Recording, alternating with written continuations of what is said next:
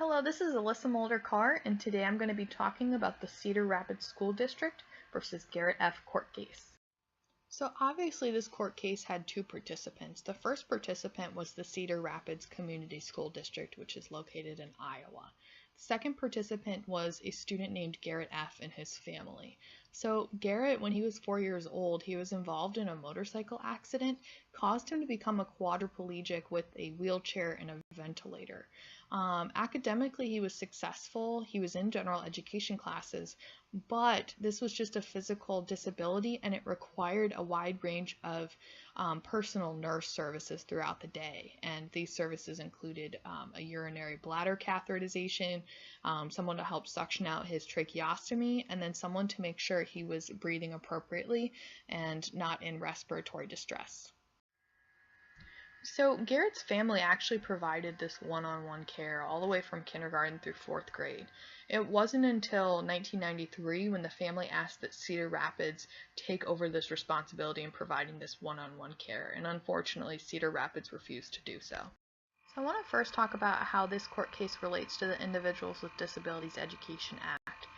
Basically, IDEA states that the purpose is to assure that all children with disabilities have available to them a free, appropriate public education which emphasizes special education and related services designed to meet their unique needs.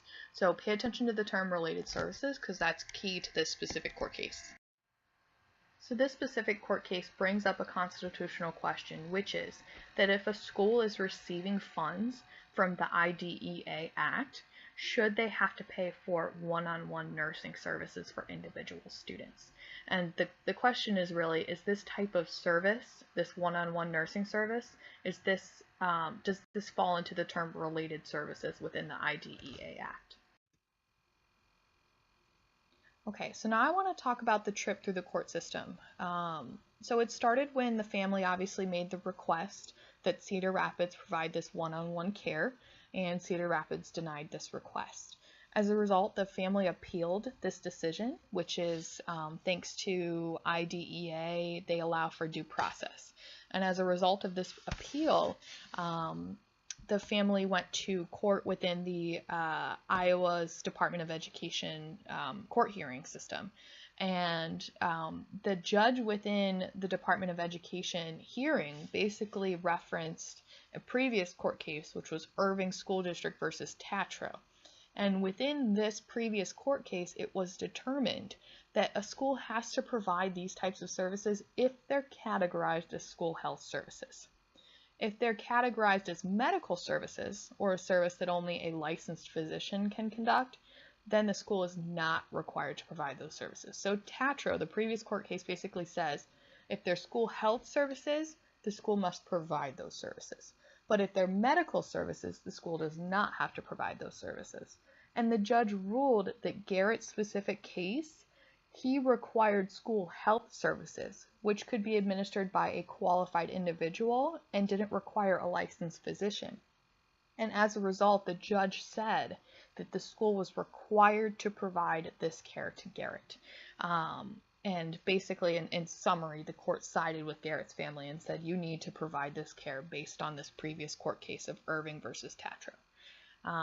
Cedar Rapids again appealed, and that led to a federal district court and even further to the appeals court. And both of those judges agreed with Garret F. and his family and said that the school system has to provide that care.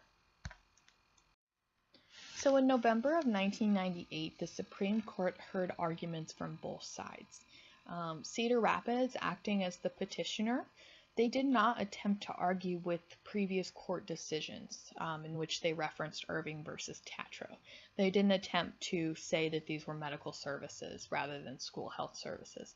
Rather, the school district just attempted to argue that the Supreme Court, from this point on, should really consider the fact that Garret's services would be continuous rather than intermittent, and it would provide them with a costly expense, and that therefore they shouldn't be required to provide these services. And then Garret F. and his family, acting as the respondent, continued to argue that these services were covered under IDEA and the Irving versus Tatro case. So in March of 1999, the Supreme Court voted in favor of Garret with the decision of 7-2 justices, and they stated that Cedar Rapids should be required to provide this care to Garret. So I want to first talk about the majority opinion. These are the 7 justices that sided with Garret F. and his family.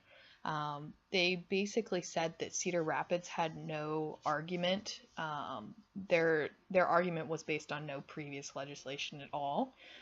They again referenced Irving versus Tatro and said that Garret's services do fall under school health services and therefore should be provided, and that they also fall under IDEA's related services.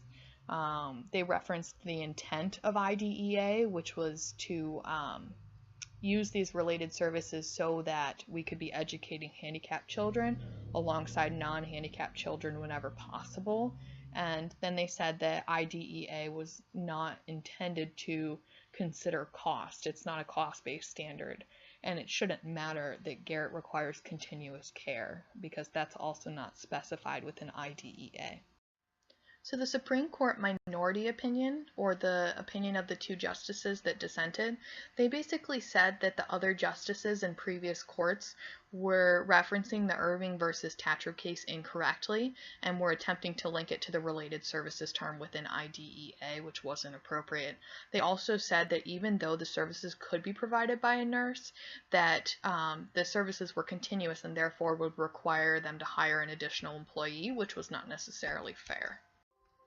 So in summary, this court case is important because it requires schools who are receiving IDEA funding to provide one-on-one nursing care regardless of the cost and regardless of whether or not the care was continuous.